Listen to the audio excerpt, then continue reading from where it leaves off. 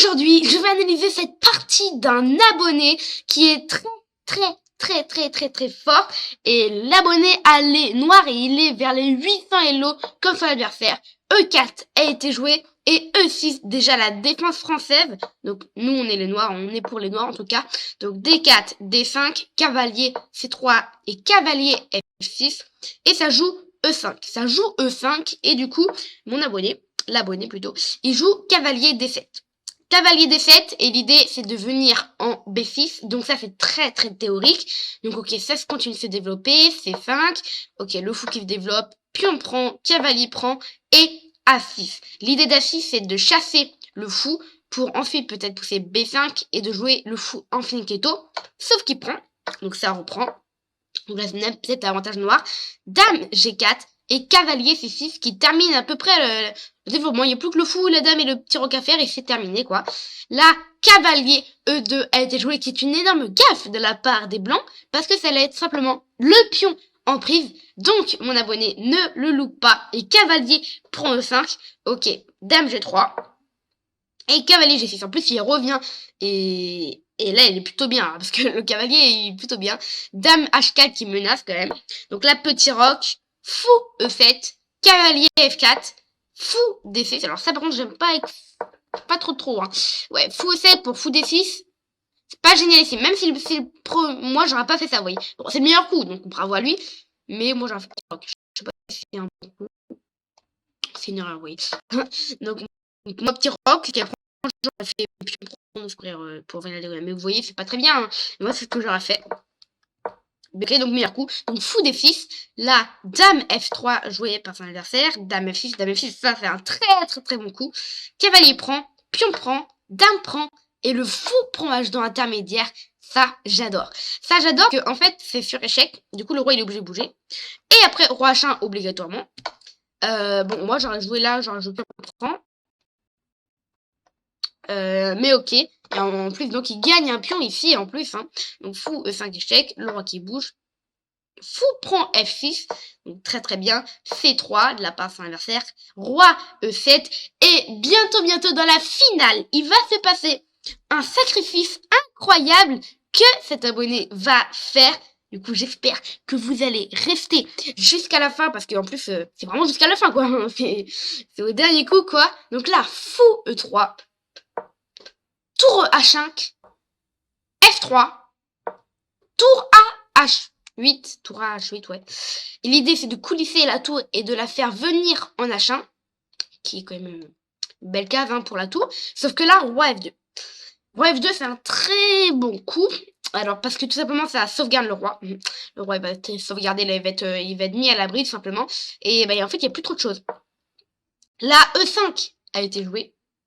Donc, le cavalier, il est obligé de se mettre là parce que moi, je l'aurais mis là, pareil. Parce que si je le mets là pour le cavalier, ok, sur fou là, au moins, il y a ça.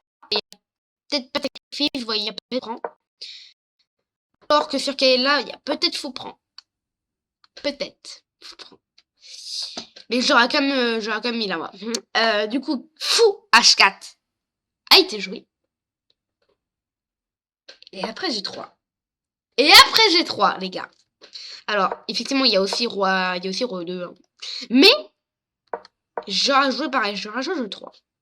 Et là, l'abonné, il fait fou prend G3 incroyable brillant. Celui-là, j'aurais pas du tout vu.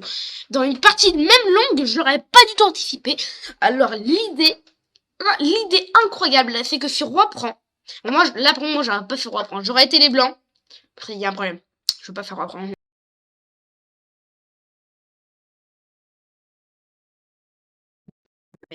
Roi prend. Roi prend. Et après, roi prend. Et l'idée incroyable, c'est qu'on menace tour H3 et échec et mat.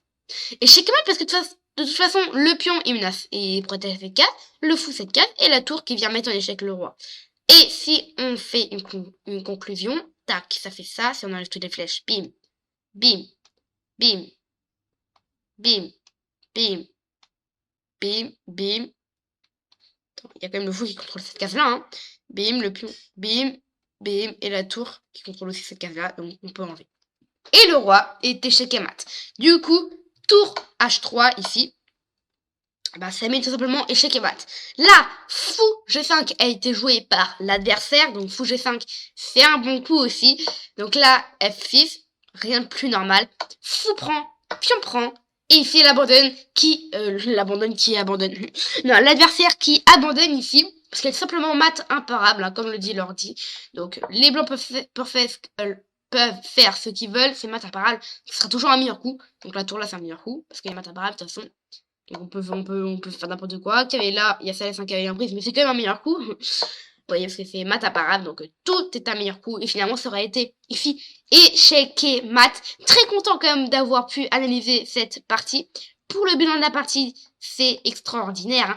95 de précision pour les noirs. Et pour un 800 Hello, je peux vous dire que ça, c'est exceptionnel. Ça, c'est franchement pas mal du tout. Avec un brillant, un très bon coup, 13 meilleurs coups. Voilà. 0 gaffe, 0 coup manqué, 0 erreur, 0 imprécision.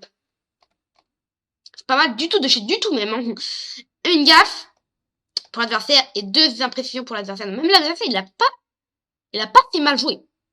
L'adversaire, il a joué comme un 2200. Et lui, il a joué comme un 2500. Ouais, c'est non, quand même. Quand même, c'est non. En fait, l'ordi, il sait pas. Il sait pas de quel niveau ils sont parce qu'il voit pas les vélos, mais moi, je sais pas. Enfin, je sais parce qu'il me l'a dit, mais sinon, je sais pas. Et pourquoi parce qu'il se dit, lui, il a joué comme un 95 de précision. Il a fait un brillant, il a joué un très bon coup. Et donc, ils l'ont classé comme un 2500. Et vu qu'ils se sont dit, bon, bah, vu que c'est un 2500, l'adversaire, il doit être pas trop long non plus. Mais vu qu'il a assez mal joué, on va lui mettre comme un 2200. Vous voyez, 2100 c'est peut-être un peu trop bas, parce que en 2500 qui joue contre un 2100. Un peu trop bas. Donc ils ont dit 2500 contre un 2200. Peut-être. Et du coup, bah c'est grâce à ça quoi qu'il ait été quand même 2200 l'adversaire. S'il aurait mal joué en fait les noirs, bah les blancs ont aussi aurait mal joué quoi. Bref. En tout cas, j'espère que vous avez adoré regarder cette petite vidéo. N'hésitez pas encore, j'offre 1 heure de coaching avec moi. Il y a juste 2 petites choses à savoir, donc n'hésitez pas à aller voir la dernière vidéo. Il y a 3 jours, il y a 2 jours quoi. J'ai fait une vidéo sur j'offre 1 heure de coaching. Et en tout cas, comme toujours, on se retrouve très bientôt pour une nouvelle vidéo. Ciao!